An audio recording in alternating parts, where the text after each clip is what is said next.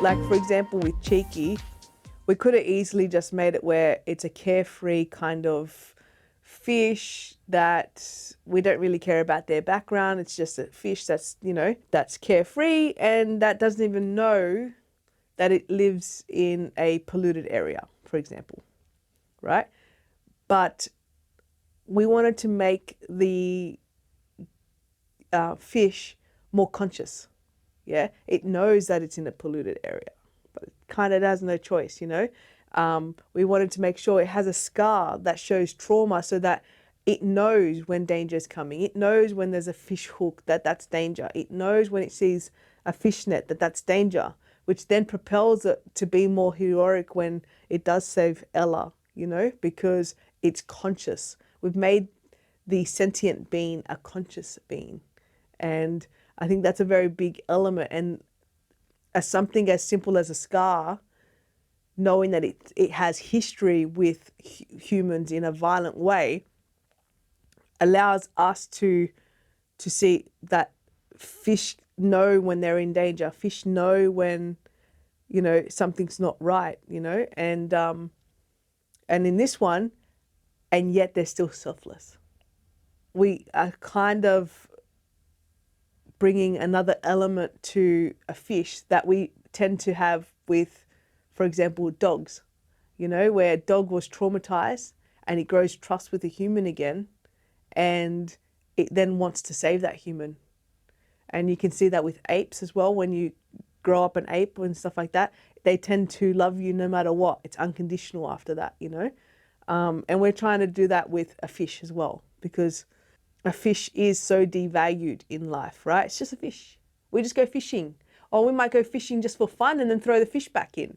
Like, the fish had trauma just then. It just thought it was going to die and then it's free again. Like, can you imagine? So, yeah, there's a lot of elements that we put into each character, even though we only get to show a few seconds. Do you know what I mean? But those few seconds need to have some kind of meaning beyond just the context of the script itself or the scene itself, the depth of the character. So I was very specific with the whole, like, showing the eyes at the end and the glare and the reflection of what she's looking at, which is the trawler, and then her being cross about it, you know, or determined, should I say, you know, like on a mission was what I said to the animators. And the reason why I did that is several things, right? Character arc wise, right? We need to understand that Ella has flaws. People have flaws. We're not just perfect going, I'm not going to be angry, that's wrong, I'm not going to do it. Like, no, it doesn't work like that. It doesn't work like that. You know what I mean? So we need to show that growth, you know, through the 4 videos, right? So we're starting with her flaws. One of them is she gets angry. She gets upset. She goes on a mission. That's it. I'm angry now. I'm gonna stop that trawler, right? That's the mission now. We now know what her next want is, her next desire is for the next video, only for it to be completely different. But, you know, that's the point though. Like, every movie, you have a want, and the character usually doesn't get what it wants. It gets what it needs. She's not going to get what she wants. She's going to get what she needs.